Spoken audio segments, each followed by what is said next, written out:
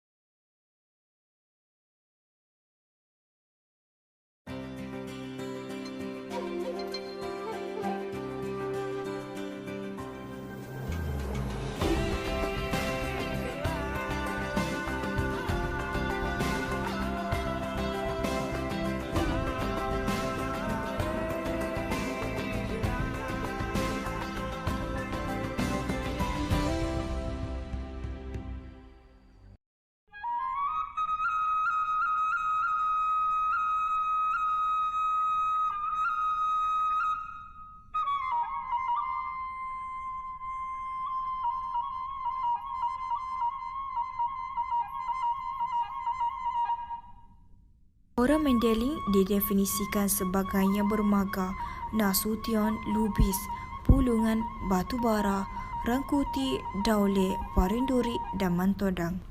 Lingkungan hidup mereka meliputi gunung gana dengan sistem perairan dan dataran rendah persawahan.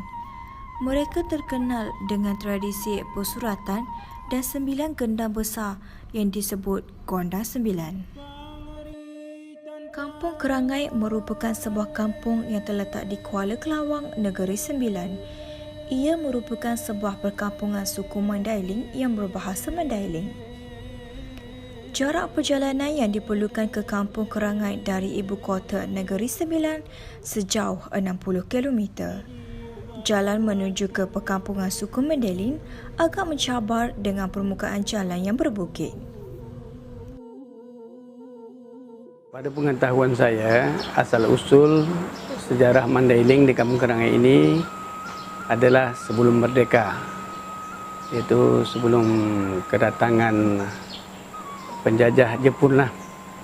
Jadi pembukaan kampung ini adalah dibuka oleh atuk saya yang bernama Syekh Ahmad yang menurut ke kampung ni lah.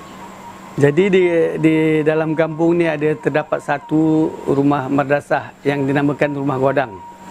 Di situ sejarah dia dulu masa pemerintah Jepun adalah perkumpulan orang-orang Kampung Kerangai inilah di tempat madrasah tu, yang mana pada masa tu kita pun mengetahui bahawa zaman Jepun ni memang satu zaman yang memeritkan, di mana kita dengar daripada orang-orang tua kita dulu, yang mana orang kita pun makan tak makan lah, macam tu je. Kita di kampung ni masih mengamalkan majlis untuk membaca nazam. Itu kisah-kisah Nabi, sifat-sifat Nabi, didodoikan anak-anak tu dan seterusnya, bercukur jambul lah. Masih diamalkan di sini. Nazam-nazam kisah Nabi lah kan.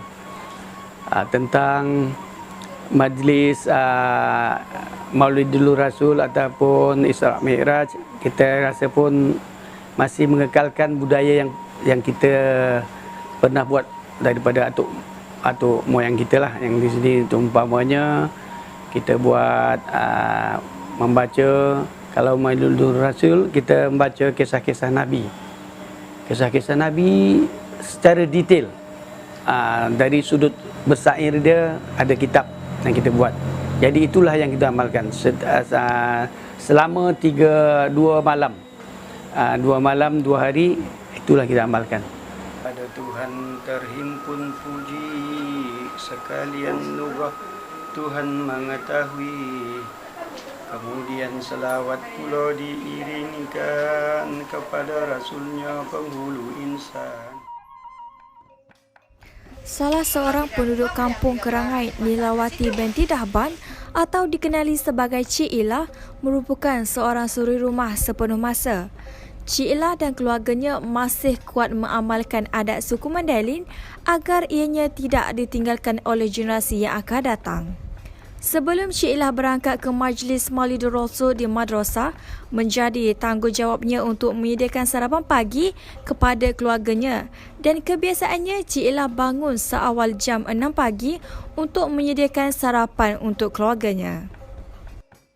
Hari ni Acik ada buat sambutan Maulidul Rasul, bermakna pagi-pagi Acik kena bangun buat sarapan pagi untuk anak-anak. Lepas buat sarapan pagi, Acik pun bersiap. Bila dah bersiap tu, macam nak pergi kat madrasah tu, kena bawa macam mangkuk tingkat. Macam penyediaan kita memang persatuan kita, macam orang Mandailing tu, biasanya kalau ada buat kenduri, tak kira lah kenduri apa, masyarakat tu bekerjasama. Maknanya anak-anak yang tinggal di rumah tu, itu sebab kita bawa mangkuk tingkat, nak bawa balik seorang sikit ke rumah untuk dapat anak-anak makan bersama kan. Itulah kerja harian kalau macam ada sambutan majlis-majlis.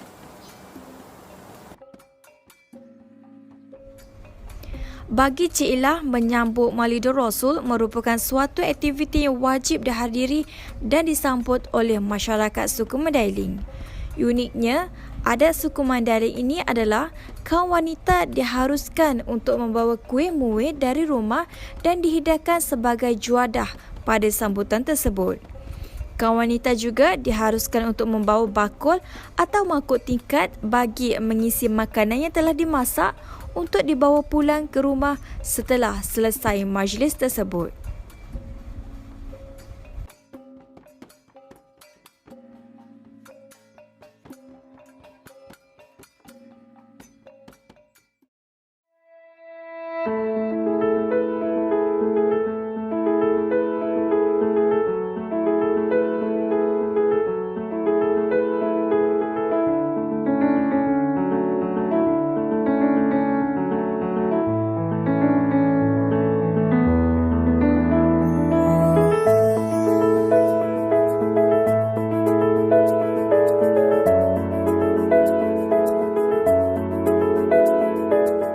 Orang Mandailing memang tekankan pada sikap kerjasama tadi tu. Macam yang saya cakap tu, asal tadi tu. Bila orang Mandailing, dia punya suku-suku tu boleh berpadu di atas dasar Mandailing macam tu lah. Jadi di Malaysia ni pun masih terbawa-bawa. Contohnya kenduri dibuat secara gotong royong. Memang kuat lagi lah. Gotong royong dan kelainan dia apabila dah tak gotong royong ni, bagi pihak kaum wanita, kaum ibu dia, bila pergi kenduri, dia macam satu kemestian membawa tingkat ataupun bila kenduri adalah kira tuan rumah tu nak bagi dia punya macam juadah-juadah yang masak dia kan, bawa untuk bawa balik. Itu macam satu tradisi lah, tak kira lah. Memang tak kira. Kalau tak ada macam tu, macam lain lah. Jadi masa dulu memang macam tu. Tujuan dia merapu gotong royong tu, kita tuan rumah menghargai lah atas penat lelah yang menjayakan gotong royong, dan semua orang kampung dapat dia bagi tingkat apa mangkuk tingkat tadi dia bawa balik.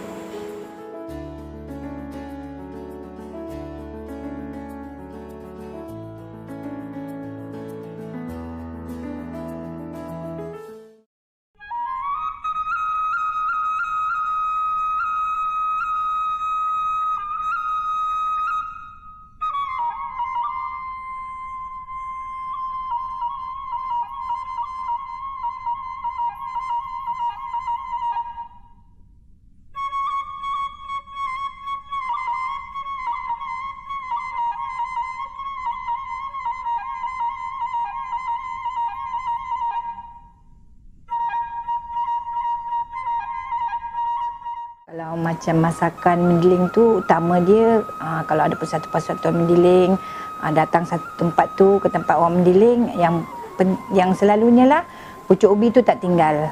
Mesti ada pucuk ubi, terung Belanda yang bulat-bulat tu kan, lepas tu bunga kantan. Tu kalau dapat benda tu mesti nak buat. Tapi selalunya akan carilah kalau ada persatuan-persatuan mendiling datang ke satu tempat tu kan, macam lauk dia ikan masin campur kelapa. Tu memang makanan utama dia lah, orang mendiling. Menariknya, masyarakat Mandailing masih mempertahankan aktiviti gotong royong kerana di dalamnya mengandungi nilai-nilai luhur yang harus diwarisi dari generasi ke generasi. Aktiviti gotong royong ini tidak mengira pangkat, umur dan sebagainya. Aktiviti gotong royong ini dapat mengeratkan hubungan silaturahim antara Kampung Kerangai dan Kampung Tambah Tin. Sekiranya ada kenduri atau perayaan, Kampung Tambah Tin dan Kampung Kerangai akan bersatu dan saling tolong-menolong. Pak kata pepatah Melayu, berat sama dipikul, ringan sama dijinjing. Pucuk ubi mesti ada, terung Belanda, bunga kantan, santan. Kalau nak tumbuk pun dengan lesung kayu. Kalau ada, tapi zaman sekarang ni dah moden kan. Kalau dah moden ni orang pakai lesung batu pun tak apa. Tapi selalunya akan cari, kalau ada buat jamuan persatuan mendiling, lesung kayu tu mesti cari. Mula-mula masukkan tumbuk santan, masukkan dalam periuk. Rempah-rempah lah, cili, ikan bilis, serai. Sementara dia menunggu dia menggelegak tu, sambil itulah kita tumbuk pucuk ubi, campur sikit cili api tu, campur terung sikit, baru masukkan. Makanan tradisional masyarakat suku Mandailing terkenal dengan bulung gadung naiduda atau lebih dikenali sebagai gulai pucuk ubi tumbuk. Makanan ini diakui suatu masakan warisan nenek moyang orang Mandailing. Cita rasa masakan Mandailing banyak dipengaruhi oleh masakan dari Minangkabau. Dalam bahasa Indonesia, bulung gadung bermaksud daun singkong. Kebiasaannya, bulu gadung naiduda atau gulai pucuk ubi tumbuk ini dimasak di majlis tertentu sahaja seperti perayaan kenduri, sambutan Maulidi Rasul dan sebagainya. Pucuk ubi mula-mula masukkan cili api kampung, lepas tu letak sikit garam, tumbuk sampai lumat. Lepas tu dah tumbuk sampai lumat, masukkan kunyit hidup. Tumbuk lagi sampai lumat, masukkan pucuk ubi sikit-sikit. Lepas tu masukkan terung pipit sikit-sikit. Tumbuk sampai lumat sikit-sikit lah, jangan halus sangat, kasar-kasar sikit kan. Lepas tu dah tumbuk, masukkan dalam santan tadi tu. Dah masuk dalam santan, kacau-kacau, buat sampai seterusnya lah, sampai habis pucuk ubi tu. Dah habis pucuk ubi tu, gaul dengan tu dekat dalam periuk santan tu. Agak-agak dah masak pucuk ubi tu, dah siap lah.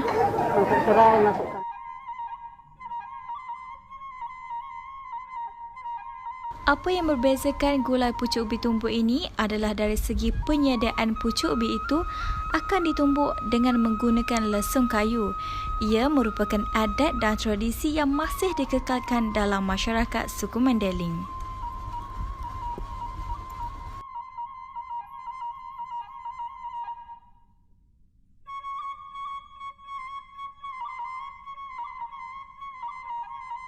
Itulah, kalau orang Mandailing ni persatuan dia memang kuatlah. Adat-adat dia pun masih lagi digunakan. Maknanya perkauman suku-suku Mandailing ni Acik rasa macam kuat lagi, masih seronok lagi. Kepuasan tu ada bila ada persatuan Mandailing tu. Macam kalau orang-orang Mandailing datang ke tempat kita rasa macam bangga, rasa macam seronok, macam tu. Kepuasan dia bermakna mana-mana yang orang Mandailing kat luar tu, kalau rasa nak janganlah segan mengaku orang Mandailing.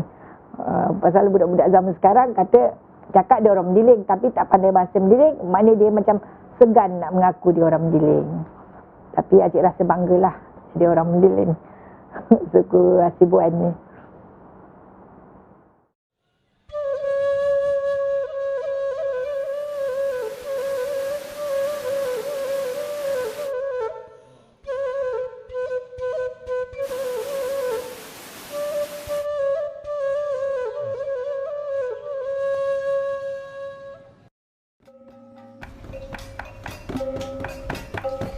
Majoriti masyarakat suku Mandailing yang masih tinggal dan aktif di Kampung Kerangai dan Kampung Tabatin adalah terdiri dari golongan warga tua.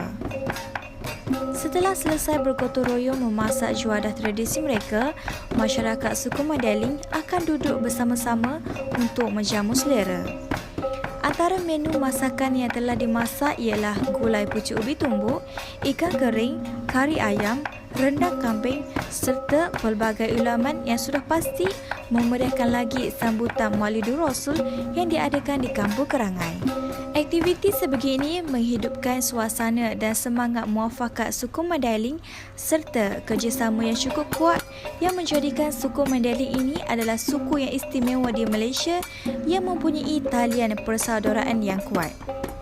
Maka, jelaslah menunjukkan bahawa pemufakatan masyarakat Mandailing ini masih kuat diamalkan walaupun zaman semakin moden dan mutiara seperti inilah yang harus kita pelihara supaya keunikan Malaysia dapat ditonjolkan di mata dunia. Kalau macam persatuan Mandailing ni, macam antara Kampung Kerangai dengan Tabatin, kalau macam Teraci lagi satu Kuala Pilah tu ada juga orang mendiling. Kalau macam ada kematian, kenduri kahwin, yang 3 kampung ni akan bersama. Kalau macam yang kat Pertang Tembatin tu, kalau macam Hari Raya Korban, sama-sama dekat Kampung Kerangai ni. Bermakna suku kaum mendiling ni memang rasa rapat lah persaudaraan tu.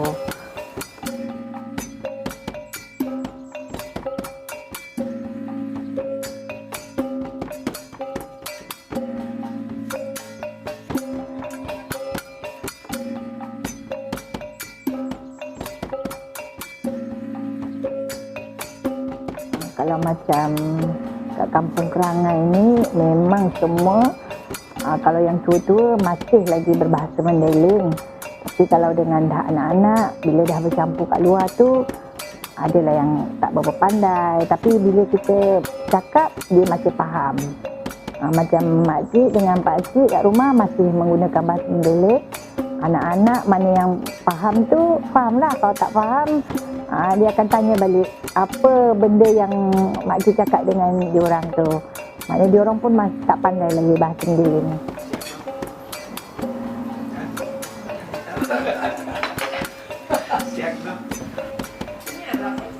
Tentang bahasa yang kita amalkan di kampung ni masih kuat lagi lah bahasa Mandailing. Kalau duduk di kampung ni lah masih kita amalkan, dan cuma dia punya pertuturan tu agak dipengaruhi dengan bahasa setempat. Umpamanya ini bahasa Melayu kan. Jadi sebagai bagi contoh dia, kalau dalam bahasa Mandailing, pensel tu kita panggil pertolot. Pertolot, simbol dia pertolot. Tapi budak-budak zaman sekarang tu kalau kita cakap pertolot mungkin dia tak tahu langsung. Pasal dia dah ada pengaruh dari Malaysia kan. Pensel, macam alat-alat tulis kita pakai pertolot. Lagi satu tentang bahasa-bahasa Mandailing ni, sebenarnya memang rasa komplit kalau dibandingkan dengan bahasa Melayu. Lalu campur kata cili oring, cili atik, susiak susi. Betul. Sa botol bona. Mudah-mudahan sudah. Benar baru Merah ini. Oh, enggak bawa mengajar dulu, bawa. Mengkuliah bangnya lah. Benar baru Roy ya.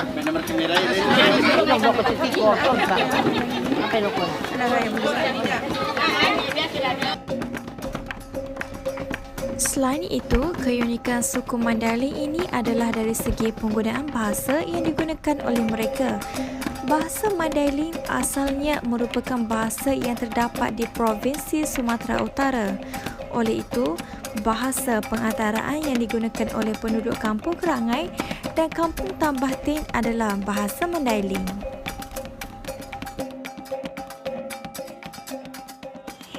Jadi seni Madahat Tanah untuk alak-alak itaun supaya kita kuatkan mulak tentang adat-adat Mandailing, untuk ulang bertentangan dan agama nak ianuti, nak diperjuangkan oleh tong tobang tanah Jolok. Selagi ngah menyalahi adat budaya entai tu agama Islam, kita boleh diteruskan. Tinggal lagi ngah sesuaian dan agama entah, harap-harap kita awal secara matang.